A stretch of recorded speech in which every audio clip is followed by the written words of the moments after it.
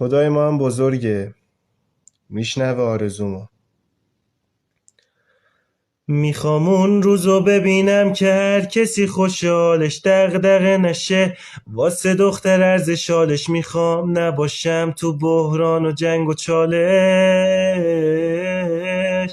خدایا اقتصاد جامعمون ضعیف، وضعیت روحیمونم نداره تعریف. مردم گشنن، حکومتم دنبال حریف، بازم دانشگاه اوین و زندان شریف. میخوام تولید انرژیمون فلج نباشه، تعطیلیامون رو حرج نباشه، حفظ جایگاه مهمتر از فرج نباشه.